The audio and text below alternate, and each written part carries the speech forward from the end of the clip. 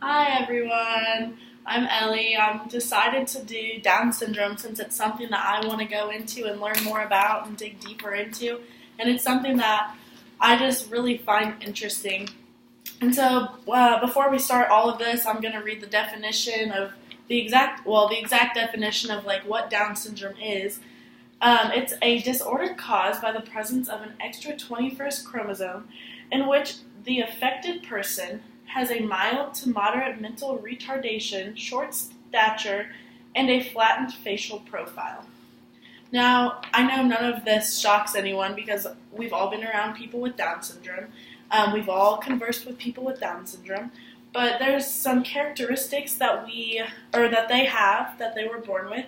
They have decreased and poor muscle tone, short neck, flattened facial profile nose, small head, ears, and mouth. And let's go with, they have white spots on the colored part of their eye. Now, with all those different characteristics, it has made it very hard for them in school. As a teacher, I have done a lot of research on this just because I've done these in other classes too. And with different age levels, they want to do and learn different things.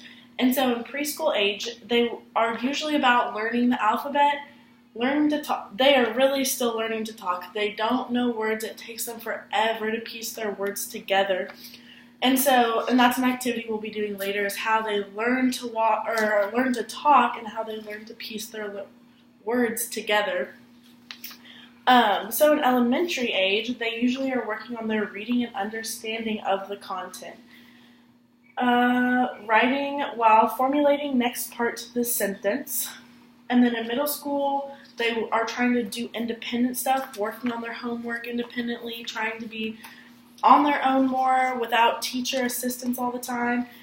And then I worked with high school, and so the high school students with Down syndrome, they were still working on trying to piece their words together and how to pronounce them correctly. And so with that being said, we are going to move on to the activity that I have attached to your other sheet. Let's see. So the first activity that I have, it's the word apple. And so students with Down syndrome also have trouble piecing words together letter by letter. So one of the strategies that teachers use are having words spelled out, and they will have the students trace them with their finger, and as they're tracing them, say the letter.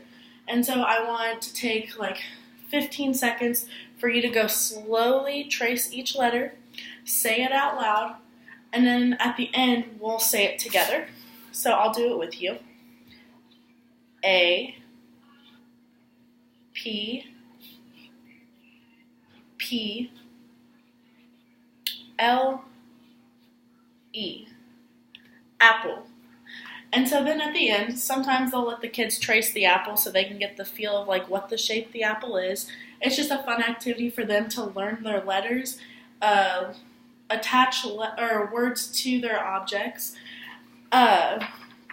Another activity that I have at the bottom of the sheet is how they make their word or their sentences. They have a hard time putting words together to say what they want. And so whenever I taught Down syndrome children in high school, they had charts, like booklets and we would pull out different words that they would have to piece together to make what they wanted. So, as you can see at the bottom, I have 5 lemons at the bottom, and we had already put I see, and it says how many, and they would have to give us either a hand motion of how many, or we would have different numbers out on the table, and they would have to count each individual one and connect the number that they have counted and see if they got it right. So there's 5, so they would pull the letter 5, and then they would have to pull the color that it is to connect to the lemons, and then what that object was, which is the lemons.